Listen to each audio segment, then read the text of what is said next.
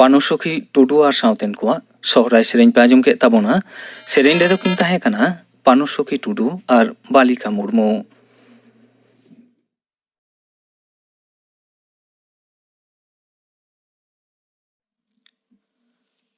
आकाशवाणी कोलकाता खबर पढ़ाई भागवत बास्के मारा मंत्री ममता नरेंद्र मोदी और जर्मन दिसम रेनी चांसेलर आंगेला मार्केल तकिन तेहे नवा दिल्ली रे मोड़ेयाना भीतर बटिया सरकारी गपालमाराव रेकिन दुड़ुब ᱧᱟᱯᱟᱢᱚᱜ ᱠᱟᱱᱟ। ᱱᱚᱣᱟ ᱫᱩᱯᱲᱩᱵ ᱨᱮ ᱵᱟᱱᱟᱨ ᱫᱤᱥᱚᱢ ᱛᱟᱞᱟ ᱨᱮᱱᱟᱜ ᱧᱩᱢᱟᱱᱟᱜ ᱵᱮᱵᱥᱟ ᱵᱟᱹᱱᱤᱡᱽ ᱥᱮᱪᱮᱫ ᱥᱟᱬᱮᱥ ᱥᱟᱶᱛᱮ ᱵᱟᱱᱟᱨ ᱫᱤᱥᱚᱢ ᱨᱤᱱ ᱢᱟᱱᱣᱟ ᱛᱟᱞᱟᱨᱮ ᱞᱟᱠᱪᱟᱨ ᱵᱟᱧᱪᱟᱣ ᱤᱫᱤ ᱠᱟᱛᱮ ᱦᱚᱸ ᱜᱟᱯᱟᱞᱢᱟᱨᱟᱣ ᱨᱮᱱᱟᱜ ᱟᱸᱥ ᱧᱟᱢ ᱟᱠᱟᱱᱟ। जर्मन चांसेलर पे दिना संघार ᱧᱩᱛᱩᱢ हलानो नवा दिल्ली ते सेटेर आकानाय। दूधदाराम डिपार्टमेंट मंत्री मनता राजनाथ सिंह दो दाराकान सिंगे माहा हिलो बार पाहटारिया सांघाई गड़गोपता दुपड़ुब रे सेलेद लगी तेहें तास्खेंत दिसई मोड़ा कनाय। नवा दुपड़ुब रे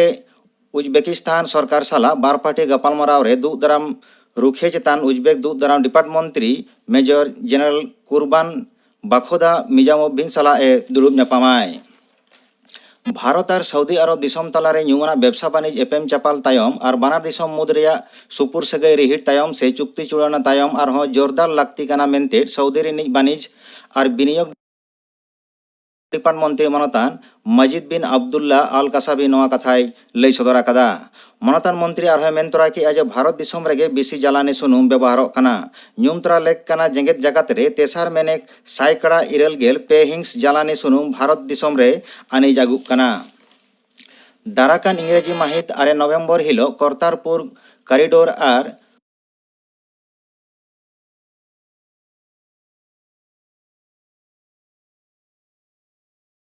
इमरान नवा कथाय छटियर आकादा। नवा इदी कते भारत और पाकिस्तान दिसम तलारे चुक्ति जुड़ावना कना। केंद्रीय परिवेश डिपार्टमेंट मंत्री मनतान प्रकाश जावड़ेकर मेन आकादाय जे 9 लाख गोटांग सरकारी गाड़ी जतम बिजली ते चलाव आरु फेराव रेना कमी हराय हताव आकादा। तेहें नवा दिल्ली रे सारे बिजली ते चलाव सरकारी गाड़ी उड़ाव सागुन रे नवा कथाय लई सदर आकादा। मनतान मंत्री आरहों मेन तोरा कि एजा दिल्ली रे राबांग दिन हय हिसिद बाड़िज खन रेहाय ᱧᱟᱢᱚᱜᱼᱟ मेनते नोंकान व्यवस्थाय हताव आकादा। झारखंड पनत विधानसभा बाछनावड़ी रेना दिन ठाड़ गोटा हाकाना। सिरा बाछन कमिश्नर मनतान सुनील अरोरा तेहें लई सदर आकादाय जे 9 दफाते भोट आतांगआ। पहिलो दफा दो दाराकान 2 नवंबर हिलो और बाकी 4 दफा जेलेक एआई संसद संजय राउत दो एनसीपी रिनी सिरा मनतान शरद पावार साला राजारी आनाट इदी कते किन दुड़ुब ᱧᱟᱯᱟᱢ आकाना। खड़गपुर सदर कलियागंज और करीमपुर विधानसभा ठाव रे ठाड़ गोटा दिन 2 नवंबर हिलो दोहरा बाछनावणी लगी पश्चिम मेदिनीपुर उत्तर दिनाजपुर नदिया जिला कोरेना झतम विद्यागार रे माध्यमिक टेस्ट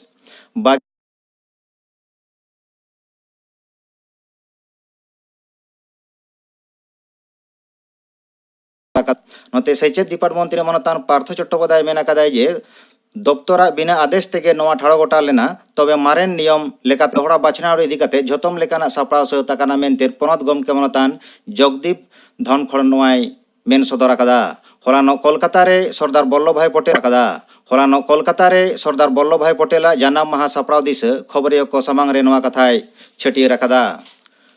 नवा दोहरा बाछनावड़ी दिस तृणमूल कांग्रेस दल को रसिया को लिस्ट को जारी आकादा। नोते तृणमूल कांग्रेस रिनी सिरा सुतरे मनतान पार्थ चट्टोपाध्याय मेन आकादाय जे खड़गपुर खन प्रदीप सरकार कलियागंज खन तपन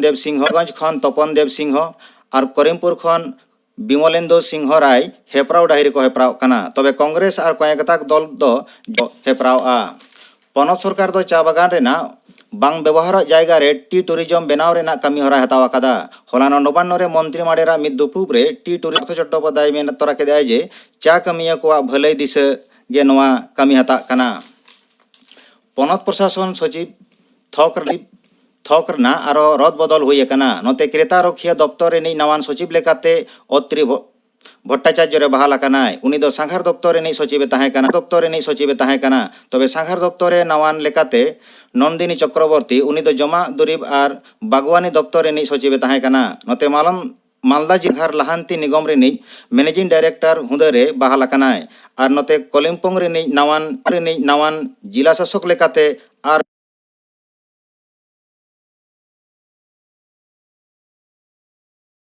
सारे करतारपुर सिख संघारिया को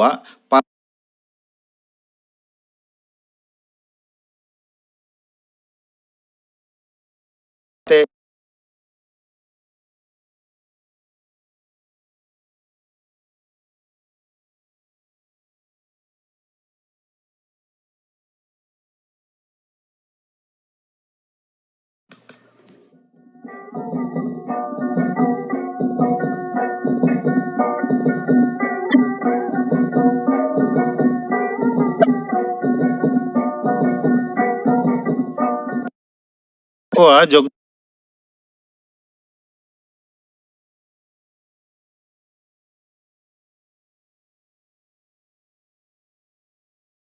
ᱥᱮᱴᱮᱨ ᱢᱮᱱᱟᱜ ᱠᱚᱣᱟ ᱡᱚᱜᱫᱤᱥᱯᱩᱨ ᱠᱤᱭᱟᱹ ᱡᱷᱟᱨᱱᱟ ᱨᱩᱥᱤᱠᱟ ᱜᱟᱶᱛᱟ ᱨᱮᱱ ᱵᱟᱹᱵᱩ ᱢᱟᱹᱭ ᱛᱟᱠᱚ ᱱᱚᱣᱟ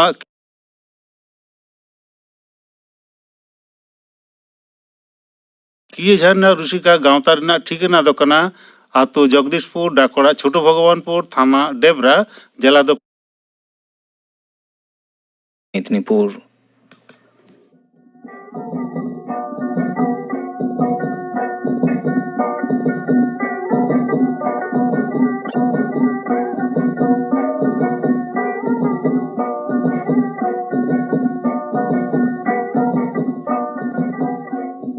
किए झरना रुसिका गाँवता रन बाबू मई तको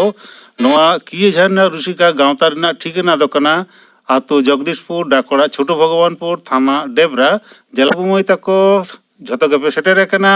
होय अडी नपाय आयमा पे हेज कना नपाय आयमा पे हेज कना। अच्छा एतहब लेगे बोन तेहेया बिरु अड़ंग अखड़ा एतहब रेगे मई आमा ᱧᱩᱛᱩᱢ दो चेन राली मंडी राली मंडी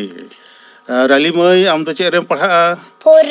फोर रेम पढ़ा अतु ना स्कूल रेम पढ़ा होय अच्छा अडी दो ओकारे जन्म लेन दोंग दो ओकारे बुसर लेन दोंग दोली सोयला साय दोंग दो हिहिरी रे जन्म लेन दोंग दो पिपिरी रे बुसर लेन दोंग दोली सोयला साय दोंग दो ओकारे जन्म लेन दोंग दो ओकारे बुसर दोली सोयला साय दोंग दोली सोयला साय दोंग दो हिहिरी सोयला साय। अडी नापाय राली मंडी अडी नापाय बेटांग दंग सेरेंग आंजमा बोना सेदाय सेरेंग कना मारी सेरेंग कना अडी नापाय आंजमा बोना राली मई रेम पढ़ा थ्री रेम पढ़ा ओका स्कूल रे छोटो भगवानपुर स्कूल रे क्लास 3 रेम पढ़ा बुद्धदेव रेटो जकोलाक गिद्रा को जुरुगो अडी नापाय बुद्धदेव मंडी अडी नापाय मेटांग अनोढ़े आंजमा बोना मई आमा ᱧᱩᱛᱩᱢ दो चेन सुनीता हेम्ब्रम सुनीता आम दो ओका क्लास रेम पढ़ा 6 रेम पढ़ा ओका स्कूल रे पांचगे हाई स्कूल। सुनीता आम दो चेत सपड़ा कोते हेज कना सेरेंग चेत सेरेंग आंजमा बोना परब सेरेंग। अच्छा मासे सेरेंग में भारत दिशम तालारे आबो में ना बोना दादा अडी संगे के आबो में ना बोना दादा अडी संगे के आसाम खन एतप काते बेंगल बिहार साउते उड़ीसा झारखंड धारी दादा मीत लगते गे उड़ीसा झारखंड भी दादा मीत लेते गे भारत दिशम तालारे आबो में ना बोना दादा अडी संगे गे भारत दिशम तालारे आबो में ना बोना दादा अडी संगे गे आसाम खन एतप काते बेंगल बिहार साउते उड़ीसा झारखंड धारी दादा मीत बेतार गे उड़ीसा झारखंड धारी दादा मीत मेतार गे। मई सुनीता दो अडी नापाय मेटांग सेरेंग आंजमा बोना बाबू आमा ᱧᱩᱛᱩᱢ दो चेन ᱧᱩᱛᱩᱢ दो किरण किस्कू किरण दो चेन रेम पढ़ा क्लास 4। अच्छा किरण आम दो चेत सपड़ा कोते हेज कना अनोढ़ेम लैया अच्छा मासे थाले ले में एतला मोय राचा जग में गोई गोड़ा काडा गोड़ा गुरुई गिडी में हंते नाते जबरा जग गिडी में दिमेर दिपिल काते बूत इदी में नाते ओड़ा बूत खुना दुतनी हिजू में सिलट पतंग अगू कोते ओलो दुड़ू में बाबू किरण अडी नापाय मेटांग अनोढ़े आंजमा बोना। अच्छा ओना तायनम नोडे सेटेर मेनाया अर्चना हांसदा हेसे आमा ᱧᱩᱛᱩᱢ दो अर्चना हांसदा से हाँ अर्चना हांसदा। अच्छा अर्चना आम दो ओका क्लास रेम पढ़ा 4 आम हो क्लास 4 रेम पढ़ा ओका स्कूल रे भगवानपुर स्कूल रे अर्चना हांसदा आम तो चेत सपड़ा कोते हेज कना सेरेंग आम चेत सेरेंग दोंग सेरेंग अच्छा मासे सेरेंग में पीर बुरु में दालान रे से दारे नाड़ी ठिकोया सारी सारे जमेदारे हेड़िए रे गेदो सारी सारे जमेदारे हेड़िए रे गेदो दिसो में दालान रे से जाति धरन में ठिकोया आबो सांताल जाति रिलो माला गो आबो सांताल जाति रिलो माला अर्चना हांसदा टा सेरेंज आजमा बोना बाबू अमा इतुम तो चेन देवराज बेसरा देवराज बेसरा ओका क्लास रे पढ़ा 3 क्लास 3 रे ओका रे अतुरना अतुरना स्कूल रे गे अच्छा देवराज आम दो चेत आजमा बोना इमेटा काहिनी लिया कहानी लिया अच्छा मासे ले में कहानी इतुम चेत सरगापन ढुलो चतांग रे दे अकांते दारा बराय दाय चेचो सिविल के सोनाम किया आइयो हुआ कना एयो हाजु में नोंडे सिविल के सोनाम किना सरगापन जी ते चा कना नेलाय बारिया पाटला तेरे कायरा बिलिमना आइयो से हे आते मते कना एयो इन ओने कायरा बिले जमुन चलो से इन नेला आइयो ले दाय बाबू ओने कायरा बिले दो आलम जमा ओंडे दो धारप को डाकदा आम नोंडे दु हतार में इन आम लगी कायरा बले पिजो अगोम कनालांग आय एयो दो चलाय नाय सारगा अपना लोब बांग समराल नतया पाटाला तारे बोलोय नाय ते कायरा बले जम छुटोग ने चेचो हिलोइना सारगा अपन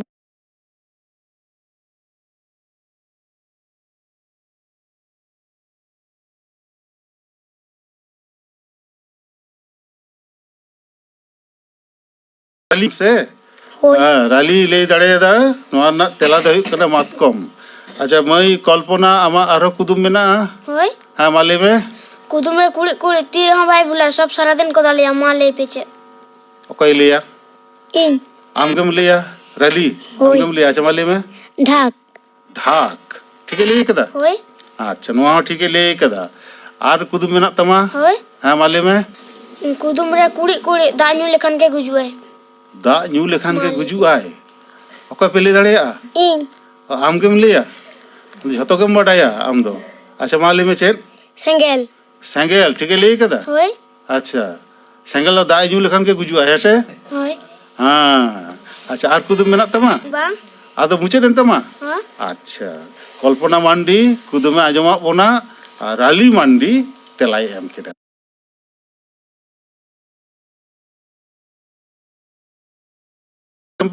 वन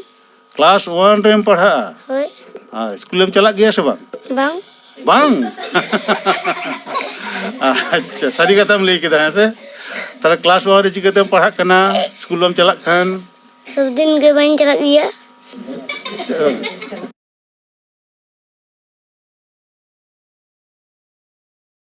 इसको मिलन हम जतो करम हुडिया नेलोक कना तीनो उमेर ताम बाडायम बांग बाम बाडाया चेरे वन क्लास 1 रेम पढ़ा होय हाँ स्कूल में चला गया से बांग बांग बांग अच्छा सारी कथा में लेके दा से तारा क्लास 1 रे चिकते पढ़ा कना स्कूल में चला खान सब दिन के बन चला गया चला गया मांग से स्कूल में चला गया हाँ चला गया मिलन अरे कथा मिलन किसको मिलन आम दो चेत छपड़ा कते हेज कना सेरेंग सेरेंग आम चेत सेरेंग ना तो बन बड़िया बम बडाया खाली सेरेंग गम बडाया है से कोना माडंग ते अडंग तो बंजियो ले आबोगे माडंग अडंग तो बंजियो ले आबोगे माडंग हुड़ुत कुंती तिड़ी ताड़ी ते बासे बाबोगे माडंग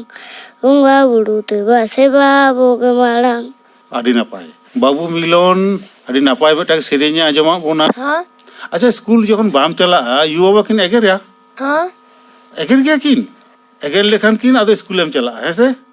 होय हाँ सोहारे में पढ़ा आदि जतो कोने हुडिया एंते रे हो आदि नापायम सेरेंग किदा अच्छा नितो दो आमा नितुम दो चेन सुपर्णा मुर्मू सुपर्णा दो ओका क्लास में पढ़ा 3 आम हो स्कूल बाम चला मिलन लेका से चला गया अच्छा स्कूल जखन बाम चला युवा बकिन एगेरिया हाँ एगेर गया किन एगेर लेखान किन आदो स्कूल में चला है से होय हाँ सुपर्णा आम दो चेत सापड़ा कते हेज कना अनहड़े अनोढ़ेम लैया अच्छा अकोया ऑल अनोढ़ेम लई दाड़िया हाँ अकोया जी गाहिर नोई गाहिर गाहिर दरिया दा मनिर कथा दा लेका दो गाहिर बानुआ कुंडा डडी दा अडी के सिबिला रपोर सिबिल दा लेका दो सिबिल बानुआ सेरमा दा आ जोखा गानोआ मे दा जोखा लेका दो एकाल बानुआ अडी नापाय मिदटांग अनोढ़ेम आंजमत बोना सुपर्णा और दिनम ᱧᱩᱛᱩᱢ दो चेन परन मंडी पयरानी मांडी ओका क्लास में पढ़ा सिसुआ आम वन में पढ़ा सिसुआ ओ आम दो बोतर के बा गानम उयुंग चुंडुक बांधी लतरानी तोरा पुसी में नहीं दुरु पयरानी शिशु वन रे पढ़ा पयरानी मांडी मिदटांग नापाय अनोढ़े आंजमत बोना अच्छा तेहेኛ मिरु अड़ांग अखड़ा रे जहां कोपे सेटर कना उनको और मिद धाव आपेया ᱧᱩᱛᱩᱢ आपेते लई ताबन पे मई आमा ᱧᱩᱛᱩᱢ माले में आपको कय कनाम आम दो डाली मंडी बाबू आम बुद्धदेव मंडी मई आम सुनीता हेम्ब्रम हाँ बाबू आमा ᱧᱩᱛᱩᱢ किरण किसकू ताहे कनाय और मई आमा अर्चना हंसदा तो सेरेñ आंजम बोना बाबू आम देवराज बेसरा दो नापाय कहानी आंजम का बोनाय मई आमा ᱧᱩᱛᱩᱢ गीता हंसदा दंग सेरेñ आंजम का बोना बाबू आमा ᱧᱩᱛᱩᱢ अभिजीत मुर्मू अनोढ़े लई कदा अच्छा मई आमा ᱧᱩᱛᱩᱢ माले में कल्पना मांडी तो कुदुम आंजम का बोना जहाँ कुदुम रेना तेला दो राली एम कदा अच्छा बाबू आमा ᱧᱩᱛᱩᱢ माले में मिलन किस्कू क्लास 1 रेम पढ़ा हाय मई आमा ᱧᱩᱛᱩᱢ सुपर्णा मुर्मू नापाय अनोढ़ेम आंजम का लिया हाँ और मई मुचाद रे आमा ᱧᱩᱛᱩᱢ ले में पयरानी मांडी नुको बाबू मई तको तेहेñ मिरु अड़ांग अखड़ा रे सेलेद को ताहे कना आकोआ सेरेñ अनोढ़े कुदुम को आंजमत बोना अडी नापाय तेहेñ दो ताहले खान निनाग गे मई तको बाबू तको सानाम को नापाय ताहेन ताबन पे और यू बाबा कथा आंजम पे दिनम स्कूल चलाक पे अलोक सेड़ाय पे होइसे तेहेñ दो ताहले खान नोडे गबन मुचादा जगदीशपुर किए झारना रुसिका गांवता रेन बाबू मई तको आयमा सेरेñ अनोढ़े कहानी को आंजमत बोना कुदुम को आंजमत बोना तेहेñ दो ताहले खान निनाग गे आर हो तायम दाराम बोन ᱧᱟᱯᱟᱢᱟ नोआ मिरु अड़ांग अखड़ा रे तेहेñ दो ताहले खान निनाग गे होइसे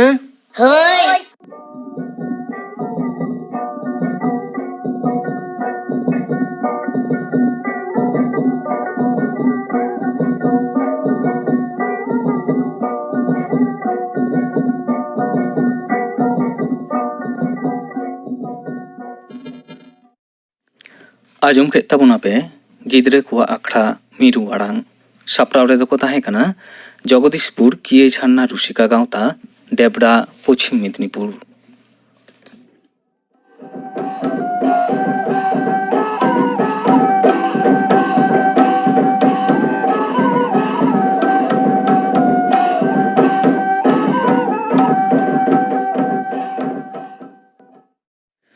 तेहेñ अखड़ा रेयान मुचाद रे दो लई हुई लेन गे गापाना अखड़ा कामी हरा गापा दो ᱧᱩᱦᱩᱢ माहा सानताड़ी अखड़ा रे आजमोआ सेरेñ को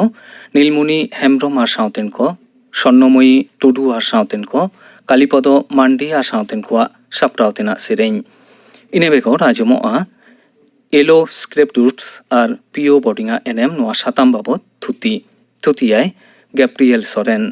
गापाना अखड़ा कामी हरा पे आजम के तबना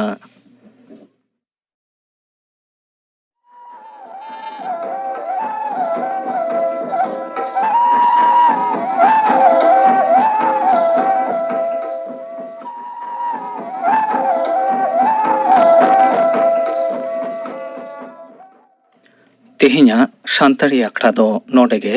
मुचाद एना।